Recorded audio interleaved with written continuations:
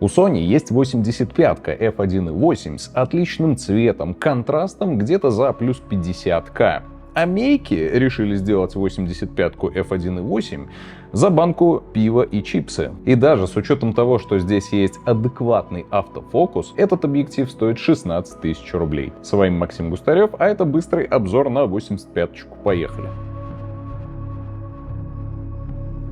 Сразу спойлер, если у вас уже есть 85-ка с автофокусом, то этот объектив вам точно не нужен. Он предназначен для начинающих фотографов, которые хотят заменить свой зум-кит, не особо светосильный, и при этом не хочет тратить состояние на G-Master, Sigma Art и Zeiss. Какие здесь плюсы? Ну, самое главное, это его цена. 16 тысяч рублей за 85-ку с дыркой f1.8 и ультразвуковым автофокусом. Это не просто дешево, это очень дешево. Это в 2 раза дешевле дешевых аналогов привычных 85-ок. В сравнении даже Samyang и Viltrox, вот эти китайцы наши любимые, становятся в разы дороже. Объектив легкий и компактный, корпус пластиковый. Стекла тут не так много, так как оптическая схема рассчитана на короткие рабочие отрезки. Условно, он пушинка. При этом объектив резкий на всей площади кадра. На открытую дырку мы получаем умеренное виньетирование и дисторсию. Хроматические аберрации есть, но не сильные, они легко проявятся в Lightroom. В целом сейчас любой бренд поднебесный обладает плюс-минус одинаковыми технологиями. Поэтому цепляться к резкости либо цветопередаче,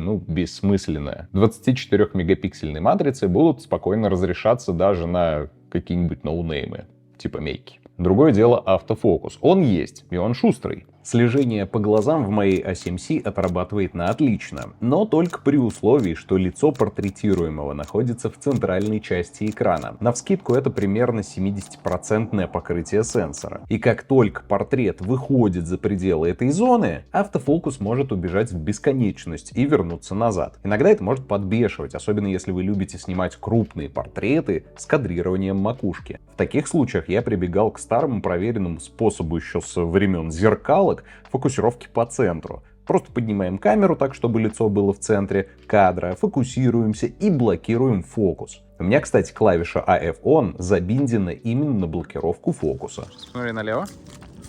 Ага.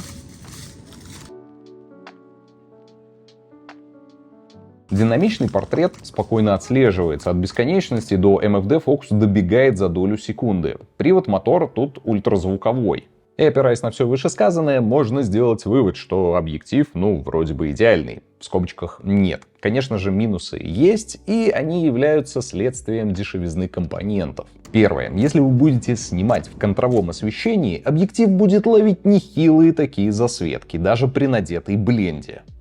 Она, кстати, есть, пластиковая, держится вроде бы устойчиво. У объектива не особо хорошее антибликовое напыление, за счет чего любой контровой источник будет понижать общий контраст сцены. Как следствие, если вы снимаете в пестром разорванном свету, картинка покажется слегка бледноватой. Все-таки этот объектив любит больше фронтальный и боковой света. Второе. На данный момент мейки не имеет профиля в Lightroom, поэтому дисторсию и виньетирование вам придется исправлять вручную.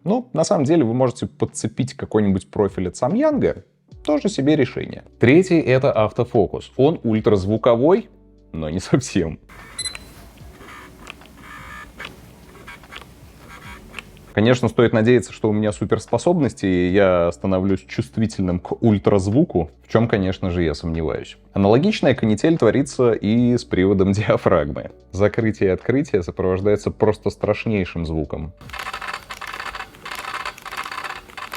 И четвертое — это забавный баг, который я совершенно случайно увидел. Как вы знаете, в режиме Live View закрытая диафрагма на момент фокусировки открывается. Это нужно для более точного попадания в фокус. На моей A7C при последовательном тыке на спуск затвора диафрагма не успевает закрыться-открыться. В результате камера просто-напросто ребутится. И что забавно, с другими объективами такой проблемы нет. Подводя итог, если вы снимали на G-Master, Sigma Art, либо Эльки, конечно же, мейки будет для вас, чем-то таким...